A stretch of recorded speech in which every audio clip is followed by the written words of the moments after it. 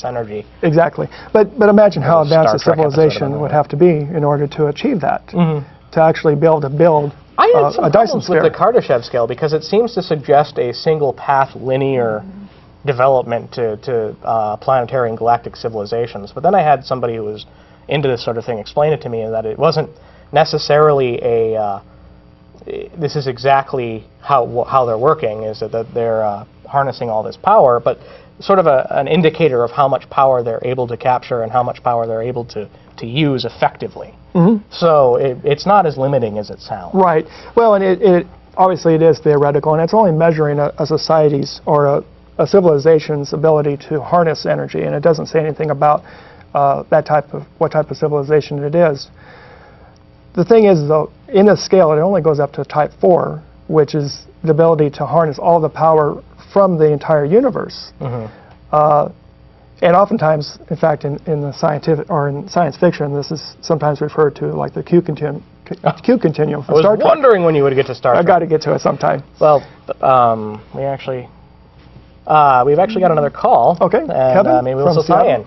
Kevin in Seattle, how you doing?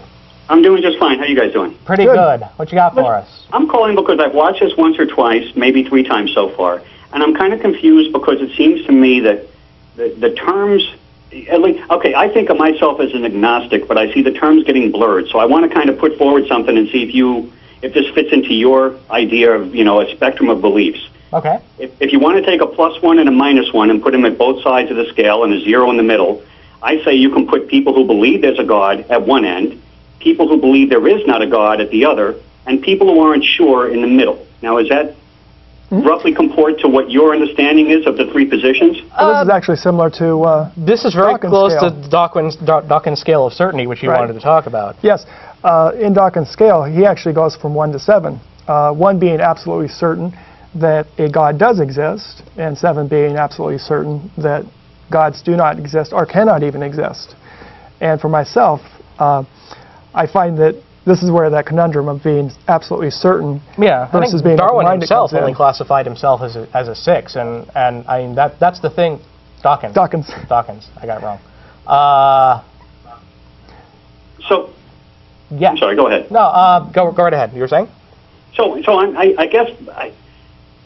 I think my thinking is if you go beyond like a 1, 0, -1, if you go into gradations on either side, it gets a lot more difficult to kind of identify your position, like I'm an agnostic leaning towards atheism, or I'm an agnostic leaning towards religious belief or whatever. I mean, I think, because to me, I think the whole idea of belief, whether it's the belief that there is a God or belief that there's not one, tends to be a very hard-edged kind of idea. It is, and so I don't know that having a spectrum where you get like 7 degrees of gradation doesn't do anything but kind of muddy the water when you're actually trying to find out, do you say there is one, do you say there's not one, or you say it's not sure? And I think if you get into if you keep expanding the gray area, then you don't really have.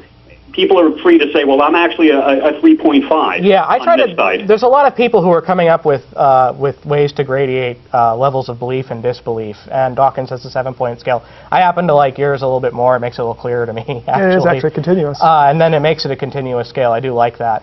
But for me, I try to stick to operational definitions of atheism, agnosticism, and stuff like that, rather than philosophical ones. How do you act?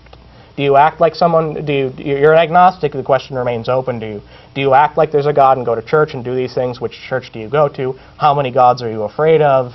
Things like that. Versus, yeah, I mean that's the thing, and that's actually all the time we've got for this call. I wouldn't assume that anybody goes to church unless they believe in a God. Yeah. Maybe I'm misunderstanding their religious position. I don't know. Well, it could go many ways, but we got to get going. So thanks for your call, Kevin. Yes, thanks, Kevin. All right, you have a good day. Good afternoon.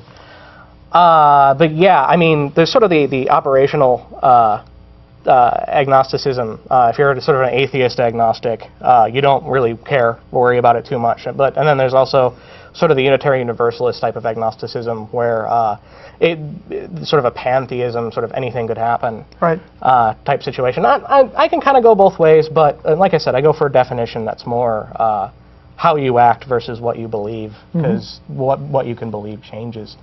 And actually, we're that's our show for today. Again, if you'd like to meet with us in person, we're going to be at the RAM at Northgate Mall at 4:30. Love to see you there. Thanks for talking with me, Jerry. It's been my pleasure. Yeah, it was fun. See you next time. Again, the podcast is coming soon. I promise. Thanks for tuning in. We good?